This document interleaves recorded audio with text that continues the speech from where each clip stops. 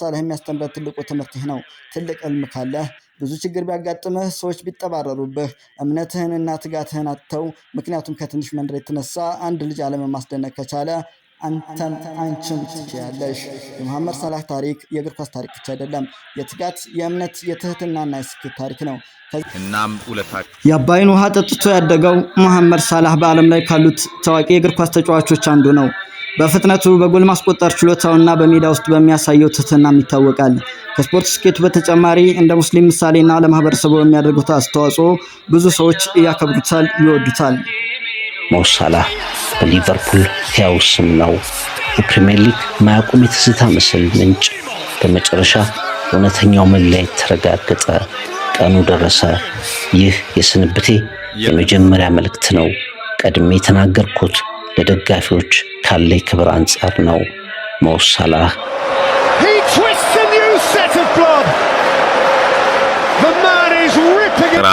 ሰው ታላቅነቱ የሚለየው መነሻውን ካልዘነጋ ነው። እርሱ የድንቅ ስብዕና ባለቤት ኮከብ ነው። በአውሮፓ ታላላቅ ሜዳዎች በጎሎች የደመቀ የውጤት አይንም ነው። ግን አይኮራም፣ እንዲህ ነኝ ብሎም አይኮፈስም። ባገኛት ረፍት ሮጦኛው ጋር ነው። ረመዳን ሲመጣ አብሮን ያሳልፋል። ኳስ እንኳን የምናይበት ቦታን አልቀየረም። ሁሉንም ሰው ይንከባከባል። የደገፉት ወገኖችን አልረሳም። ሜዳዎችን አሰርቶልናል። ትምህርት ቤቶችን ገንብቷል። መንግስት ልዩ ትኩረት እንዲሰጠንም እየጣረ ነው። መሐመድ አባስ ግብጽ ከዓመታት በኋላ ለዓለም ዋንጫ በእርሱ ተአምር ማለፏን አይተው ለታላቅ ስራው የሸለሙትን የተቀናጣ ቪላ ቤት ግምት ወጪን ላደገበት ናግራጂ ግዛት አውሏል። በቃ መሐመድ ሳላህ እንዲህ ነው። የኛ ሜሲ መነሻውን ከሰሜን ምስራቅ ሜዲትራኒያን ጠረፍ ግብጽ ያደረገ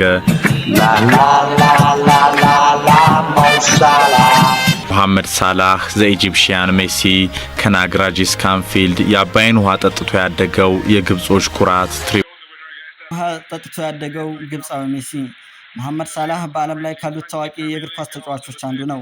በፍጥነቱ በጎል ማስቆጠር ችሎታውና በሜዳ ውስጥ በሚያሳየው ትህትናም ይታወቃል።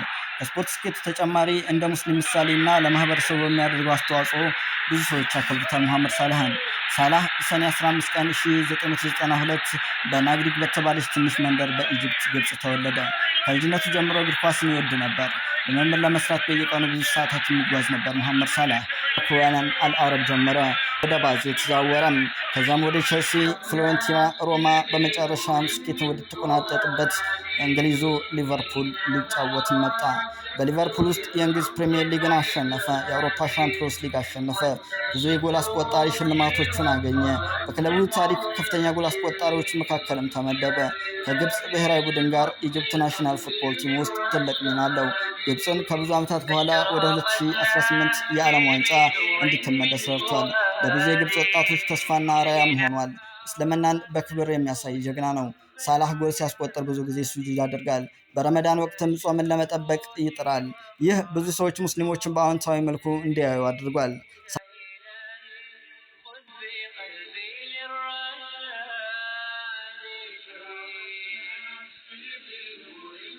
ማህበራዊ አገልግሎቶችን ደግፏል። ብዙ ድሆች ቤተሰቦችን ረድቷል። ለወጣቶች የሚሰጠው ትምህርት መሐመድ ሳላህ የሚያስተምረን ትልቁ ትምህርት ስኬት በአንድ ቀን እንደማይመጣ ነው። ትጋት፣ ትዕግስት፣ ትህትናና እምነት፣ እነዚህ ባህሪያት ከትንሽ መንደር ወደ ዓለም ኮከብነት አድርሰውታል።